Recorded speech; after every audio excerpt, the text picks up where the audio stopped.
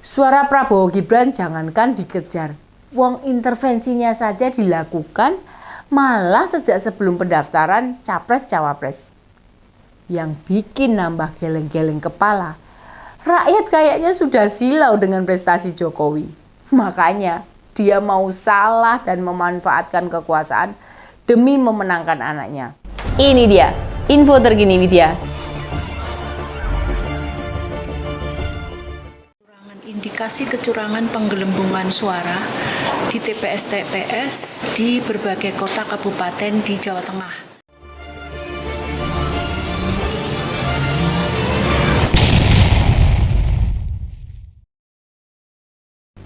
Dari berbagai wilayah, rupanya di beberapa TPS terjadi fenomena yang istimewa. Ini maksudnya suara pasangan Capres-Cawapres tiba-tiba bisa membesar persis seperti balon yang ditiup. Apa ini yang membuat suara Prabowo Gibran di Jawa Tengah jadi mendominasi? Kata Ketua Tim Hukum Amin, Mbak Listiani, jumlahnya mencapai ratusan ribu suara. Dan itu berasal dari 105 TPS loh, yang tersebar di 26 kabupaten. Padahal di berbagai survei, tingginya suara Prabowo tetap akan sulit menembus Jateng dan Bali. Neng bila sekarang kita cek di quick count berbagai lembaga survei maupun real count KPU, nyat suarane 02 dhuwur banget. Banyak yang terkejut dan tidak menyangka. Berdasar keterangan Mbak Listiani yang dilaporkan, total itu ada hampir 600 ribu suara loh yang membengkak. Yo nek digawe pas ya 599.088 suara. Wah, kok oke eram ya? Meski begitu, aku senengnya pendukung Pak Ganjar karo Profesor Mahfud. Yo santai wae, gak usah marah-marah. Ora perlu nesu-nesu. Makanya sulit dinalar. Wong Kubusana yang menang, tapi ikutan komentar di konten-konten siwut. Sembari misuh-misuh. Lah, situ suarane gede ae, emosinya mubal-mubal. Gak kebayang lagi bila perolehan suarane saimit banget. Secara pribadi, Bu Listiani ini pantas kita acungi jentik. Jempol. Di saat orang pada wis ra peduli, dia berani mengungkap di berbagai TPS ada perubahan angka-angka. Malah katanya satu TPS saja perolehan 02 tembus 800. Lah kan ini mengejutkan. Wong maksimal pemilih di TPS saja itu cuma 300. Lah kok suaranya bisa 800. Apakah ini kelakuan KPPS? Masa iya mereka sengaja nambahi? Mereka itu dilatih dan tahu batas pemilih. Ini loh yang bikin agak membingungkan. Kenapa bisa suaranya berbeda? Bila kita cek Sirekap, itu loh aplikasi perhitungan suara yang dibuat KPU. Di satu TPS, mengapa jumlahnya tiba-tiba bisa nambah sendiri? Aplikasi buat ngunggah berdasarkan kiriman petugas KPPS bisa-bisanya membaca data lebih banyak. Nek buatan KPU mestinya kan membaca kiriman tiap TPS jumlahnya tidak bisa melebihi 300. Bila ngerteni Bu Listiani kok bisa bablas ya? Makanya tim hukum Amin Jawa Tengah berencana meneruskan pengaduan. Soalnya sudah masuk ranah penipuan. Dan dengan menggelembungnya suara otomatis mempengaruhi quick count serta mendorong pendukung tertentu jadi merasa menang. Menurut Bulis nih, kecurangan yang ada tidak hanya penggelembungan, tapi juga pengurangan suara 01 dan DPT bermasalah. Dari berbagai laporan itu, ya belum tahu juga Bawaslu akan memproses yang mana saja. Soalnya kan Bawaslu punya petugas sampai TPS. Dia mestinya cross check dengan petugas lapangan. Apakah yang dilaporkan itu juga jadi catatan juga di pengawas TPS. Ini menunjukkan memproses perkara pemilu itu tidak mudah. bertahap dan berjenjang. Secara umum, dengan selisih perolehan lumayan jauh, pengaduan model begini akan sulit direspon dan ditindaklanjuti. Tapi idealnya, beberapa fakta di lapangan jadi presiden buruk. Demokrasi kita itu masih penuh luka, penuh catatan. Makanya, jalannya pemilu dan pilpres masih banyak dipertanyakan.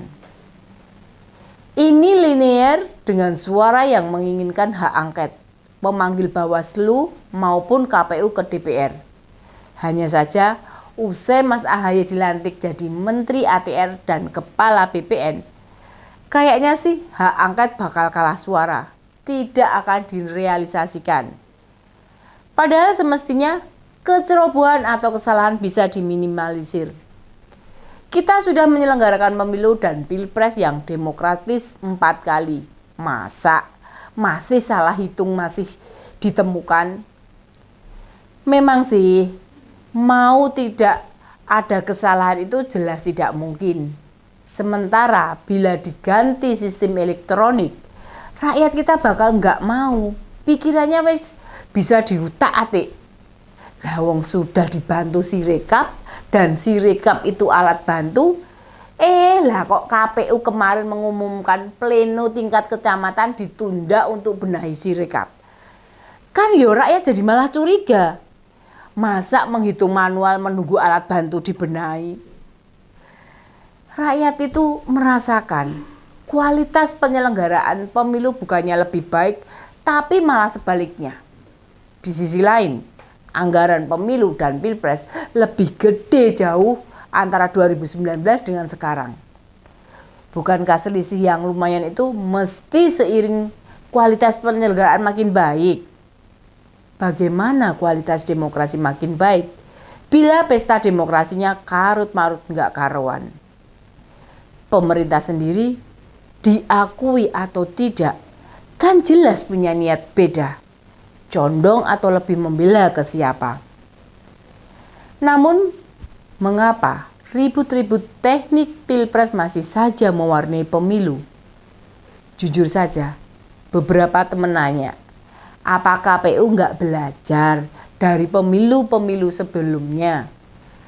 Proses yang jelimet dan rumit, mosok tidak bisa dipermudah. Rata-rata TPS menyelesaikan perhitungan masih sampai pukul 21. Itu yang paling cepat. Tidakkah kita lebih mengefisienkan waktu lagi? Sudah saatnya kita mencoba model-model pemilu baru yang tidak menyulitkan. Sudah banyak rakyat ngerti sendiri bagaimana proses coblosan di tempat masing-masing. Suara Prabowo Gibran jangankan dikejar, wong intervensinya saja dilakukan malah sejak sebelum pendaftaran Capres-Cawapres. Yang bikin nambah geleng-geleng kepala, rakyat kayaknya sudah silau dengan prestasi Jokowi. Makanya dia mau salah dan memanfaatkan kekuasaan demi memenangkan anaknya. Rakyat nggak peduli. Padahal soal etika ini substansi masalahnya jauh lebih gede. Kita belum benar-benar demokratis dan rakyat nggak menganggap penting pelanggaran-pelanggaran konstitusi. Rakyat juga lebih suka calon pemimpin yang cengengesan, ngajak joget, ngolok-ngolok kubu lain dibandingkan kandidat yang fokus bicara program, yang bicara rencana. Bangsa kita ini dianggap belum bisa mikir jauh. Mau ditawari makan siang dan minum susu gratis, wes do kemecer kabeh. Itu padahal makan gratis buat ibu hamil, ibu menyusui, anak prasekolah dan anak sekolah. Selama ini kan nggak ada program makan siang gratis, nggak ada masalah apa-apa. Bila pun terdapat anak stunting atau kurang gizi, sebenarnya kasuistik tidak merata semua daerah.